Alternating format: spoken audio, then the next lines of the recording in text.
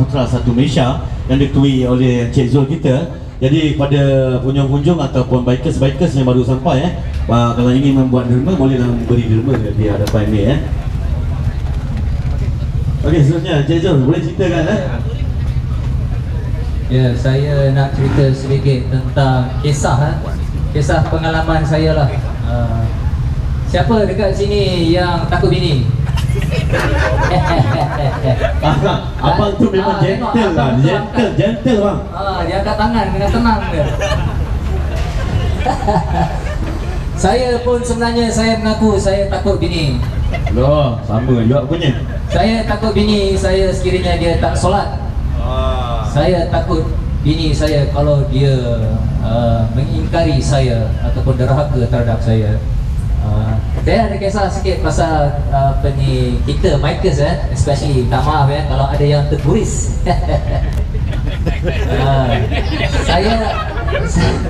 Saya ada kedai workshop dekat Kota Damansara. Nama workshop saya Bike Concept.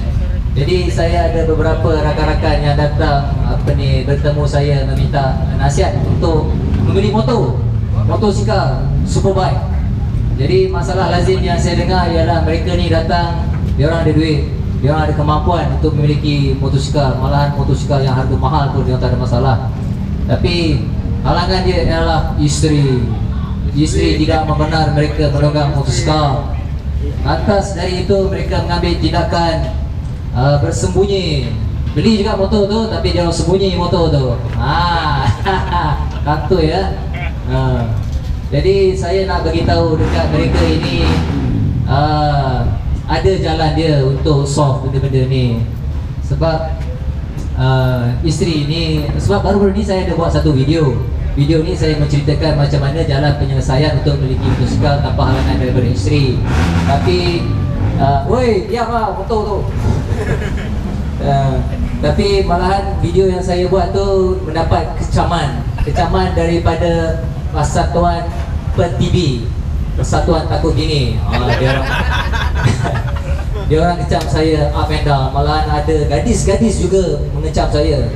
Saya tak tahu peratusan berapalah yang kecam. Ada yang menyanjung juga. Bukan menyanjung lah, beri sokongan. Sokongan dia ialah kita bercakap secara baik pada isteri. Jadi sebelum kita bercakap, saya nak beritahu bikers ni, kita kena buktikan kita ni ada sifat kelelakian, sifat bertanggungjawab, sifat bukan clumsy. Jadi isteri kita ni mengenali diri kita. Dia tahu kita clumsy, kita reckless, kita kadang-kadang ni membahayakan diri kita. Sebab dia sayang kat kita, sebab tu dia tak benarkan kita bawa motosikal. Itu juga dengan mak bapak kita tak bagi kita bawa motosikal, sebab dia orang kenal kita, sebab dia orang lebih mengenali kita, sebab dia orang tengok kita dari kecil. Dia tahu kita clumsy ataupun tidak. Jadi untuk kita solve problem ni, kita kena buktikan pada mereka kita ni bertanggungjawab, kita ni boleh mengendali, kita ni a man, not a boy. Jadi dalam video tu saya ada tunjuk jenis-jenis boy ni, pakaian dia orang pun tak urus, mak uruskan, isteri uruskan. Memang itu tanggungjawab isteri kan. Maksud saya ni yang jenis macam ni personal sikit kalau kita pergi ke shopping complex, kita tengok kaum isteri, kaum ibu, tempat saya tengah nak shopping beli seluar dalam ni, dia orang ada. Dia orang pun beli seluar dalam juga, seluar lelaki. Saya tak comfortable. Jadi sebab apa mereka datang sini? Sebab dia orang tengok anak dia orang, dia tengok suami dia orang, pakaian dia orang tak terurus, kotor, koyak. Jadi sebab tu dia orang terpaksa mengambil alih tugas kita. Dia pula tolong beli untuk kita. Sepatutnya itu tugas kita, itu pakaian dalam kita tunjuk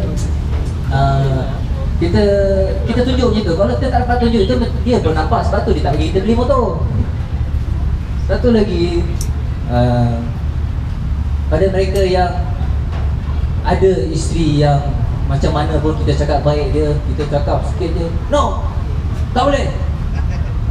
Malangnya kalau jenis itu susah untuk kita berunding, siapa suruh kahwin dengan dia? Korang terimalah. Sampai sudah lah korang tengok je kita naik motor. Jadi kalau siapa yang nak beli juga naik motor tu, kita nasihatkan janganlah bawa motor sendiri. Biarlah kita ada group, kita berguru. Bawa motor ni berbahaya. Motor Superbike ni dia, kita kena hormat motor tu. Motor tu laju. Motor tu boleh pergi 420 km/h. Alang-alang cerita kita boleh cerita kan? Cerita. Lepas tu saya kurang bercerita, saya lebih tunjuk video. Bukti ada. Jadi daripada spesies yang bercerita ni, hentikanlah cerita. Tak maaf ada yang terguris. Saya rasa setakat ini kalau hashtag saya nak cakap ni lah, hashtag jangan kecap saya. Assalamualaikum, terima kasih. Tak maaf ya. Okey, itu antara cerita Cik Zul kita ya. Apa moral, apa cerita, apa yang kita dapat? Small world, all the friends know of me. Young bull living like an old geese. Quick release the cash, watch it fall slowly. Frat girl still trying to get in. Haters mad for whatever reason. Smoke in the air, binge drinking. They lose it when the DJ drops the knee. Getting so gone, I'm not blinking. What in the world was I thinking? New day, new money to be made. There is nothing to explain. Linen lenses like to see him spread eagle. Took a bitch to the club and let a party on the table, screaming everybody's famous. Like clockwork, I blow it all, then get some more.